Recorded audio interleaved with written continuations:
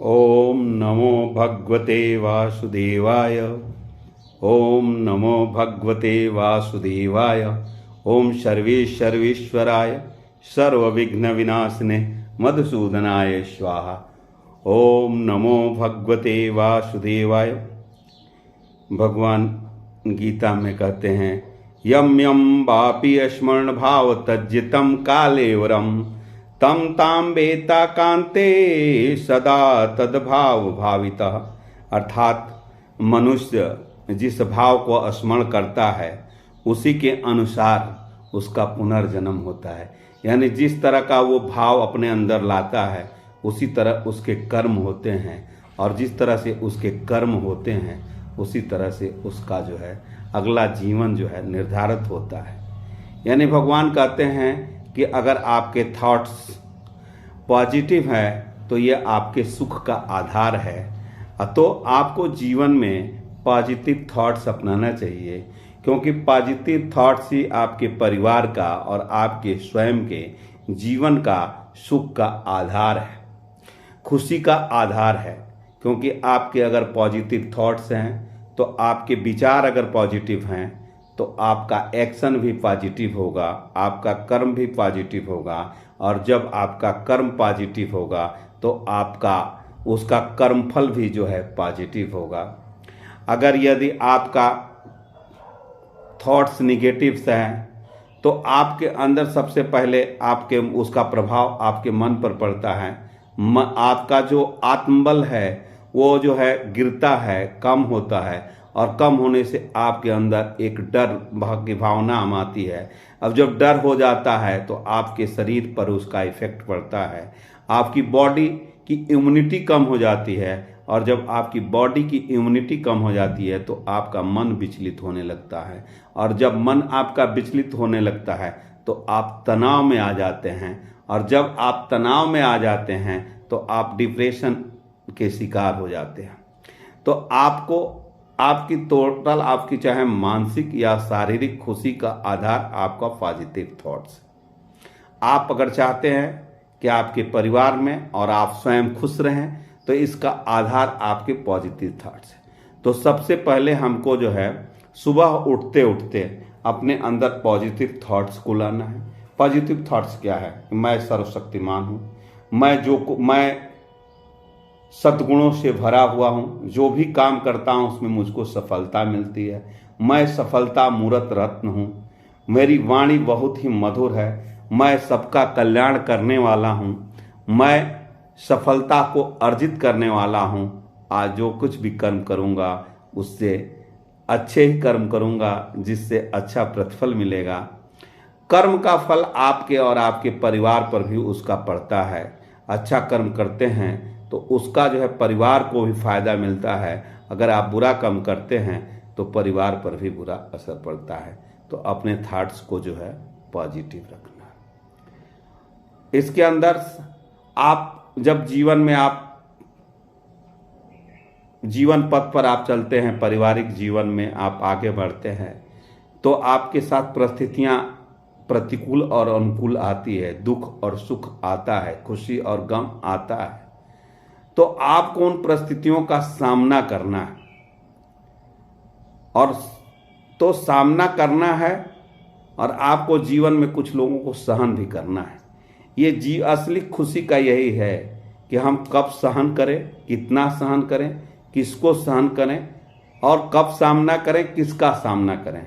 आदमी इसको समझ नहीं पाता है। जिसको सामना करना है वहाँ सहन करने लगता है, और जिसको सहन करना है उसको सामना करना है। जब भी आपकी परिस्थिति आए तो आप जो आपके परिवार के जो सदस्य हैं या समाज के जो लोग हैं उनको आपको सहन करना है। उनको आपके उनके द्वारा दिए गए कुछ बातें हैं जो आपको अच्छी नहीं लगती, आलोचनाएं, उसको सहन करना है। और जो परिस्थितियां आपके अंदर प्रतिकूल है उसका डट करके आपको सामना करना है। अगर आप ऐसा करेंगे, डट करके सामना करेंगे, तो आप निश्चित ही खुश रहेंगे। लेकिन जहां सामना करना है और वहां आप जो हैं सहन करने लगेंगे, और जहां सहन करना है वहां सामना करने लगेंगे, तो परिस्थितियां बिल्कुल ही विकट हो जाएगी, विपरीत हो जाएगी, असहनीय हो जाएगी। जैसे परिस्थितियों का को सहने लगिएगा तो आपके अंदर भय आ जाएगा, और आपके अंदर भय आ जाएगा तो आपके अंदर जो है परिस्थितियों को सामना करने की जो आत्मबल है उसकी कमी हो जाएगी, और आप उसकी सामना न करके आप पलायन करना चलेंगे, तो आपकी जो भी कामनाएं हों वो पूर्ण नहीं होगी और आप जो है डिप्रेशन के शिकार हो जाएंगे। परिस्थितियों का अगर सामना करेंगे तो तो सबसे पहले अपने अंदर डर को हटाइए। जो होना है वो होकर रहेगा, लेकिन मैं अपनी पूरी तन्मयता से कर्म को करूंगा। और जब इस तरह का भाव आपके अंदर आ जाएगा तो डर निकल जाएगा। जो होना होगा होगा, लेकिन मैं करूंगा। तो अगर इस तरह का भाव सामना करने की परिस्थिति का आपका आत्मबल बढ़ जाएगा, और आत्मबल बढ़ जाएगा तो काम निश्चित रूप से होगा, आपकी सारी कामनाएं। तो आपको जीवन में व्यक्ति को सहना है और परिस्थितियों का सामना करना है। कुछ जीवन में अच्छी आदतों को जो है क्या करना है, अपनाना है, और कुछ बुरी आदतें जो आपको कष्टदायी हैं उनको आप स्वयं मनन कर लीजिए कि कौन सी आपकी बुरी आदतें हैं जो आपको दुखदाई देती है, आपके परिवार को दुखदाई देती है। तो उसको क्या करना है, उसको छोड़ना है। व्रत मतलब अपनी बुराइयों का व्रत लेना, बुराइयों को अपने अंदर से निकालना, निग्रह करना, यही व्रत है।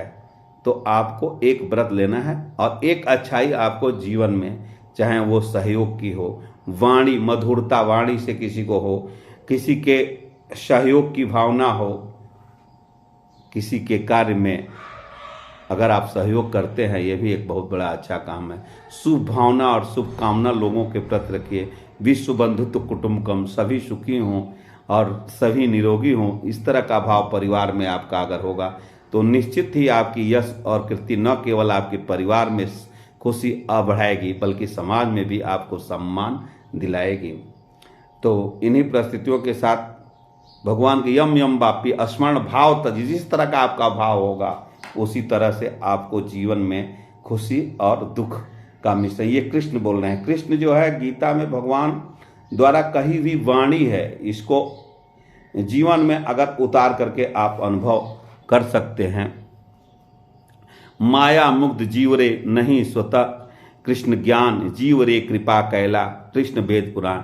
ये सारी बातें तभी होगी जब भगवान आप पर कृपा करेंगे, क्योंकि कहना प्रवचन देना तो बड़ा अच्छा है, लेकिन जीवन में उतारना बड़ी कृष्ण की कृपा हो। इसलिए आप अपने को भगवान के साथ कनेक्टिविटी बनाइए, भगवान के प्रति अपना योग लगाइए, भगवान के प्रति आप अपने शरीर को स्वस्थ रखना है, मन को स्वस्थ रखना है, तो आधा घंटा आप जो है व्यायाम और आधा घंटा मेडिटेशंस और 10-15 मिनट कम से कम प्रत्येक भगवान से अपनी कनेक्टिविटी को बढ़ाइए, तो ये गुण स्वतः ही आ जाएंगे। केवल प्रवचन देने से या वाणी से अच्छे अच्छे शब्दों को बोलने से आपके जब तक जीवन में उसको आप उतारेंगे नहीं तो आपको उसका रस नहीं मिलेगा। अगर रसास्वादन करना है इन चीज़ों को तो आपको जो है भगवान ने कहा है, हतो वा प्रायसी जीतो वा भोग से महे युद्धाय कृत निश्चय। हे अर्जुन, युद्ध के लिए निश्चित हो जाओ निश्चय भाव से, और आपके अंदर ये करने का एक नशा हो, जुनून हो, लक्ष्य को प्राप्त करने के लिए इस सबों को अपने अंदर आत्मबल को बढ़ाइए। अपने बच्चों को समय दीजिए, अपने परिवार को समय दीजिए।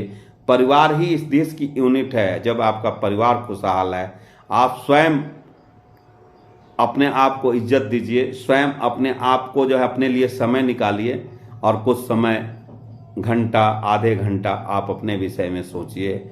आपके आध्यात्मिक और भौतिक दोनों प्रगति कैसे हो, इसके लिए आप एकांतवास में जाइए, और एकांत में रह करके अपनी भौतिक और आध्यात्मिक, क्योंकि आप अपने को आप सम्मान नहीं देंगे तो कोई आपको सम्मान नहीं देगा। आप अपने विषय में नहीं सोचेंगे, आप अपने परिवार के विषय में नहीं सोचेंगे तो कोई नहीं सोचेगा। इसलिए आपका ये नैतिकता है, आपकी नैतिक दायित्व है कि आप अपने परिवार की खुशहाली, जब आप अपने परिवार की खुशहाली आएगी तभी आप समाज में भी सेवा कर सकते हैं, समाज की खुशहाली दे सकते हैं, और तभी राष्ट्र को खुशहाल बना सकते हैं। तो इसलिए भगवान से कनेक्टिविटी बढ़ाते हुए, कर्म करते हुए और दुस्सहयोग, शुभ भावना, शुभकामना करते हुए आप हरे कृष्णा कृष्णा कृष्णा हरे हरे, हरे राम राम राम हरे हरे।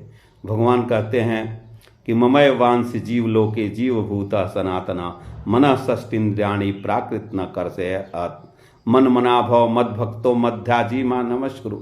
सारे जो है भगवान की ही आत्माएं जितनी हैं उस परमात्मा परम पिता परम आत्मा की संतान है, तो उसको याद करना है, उस परमात्मा को याद अपनी कनेक्टिविटी बनाना है, तभी जीवन और परिवार सुखमय होगा। इन्हीं शब्दों के साथ हरे कृष्णा कृष्णा कृष्णा हरे हरे, हरे राम राम राम हरे हरे।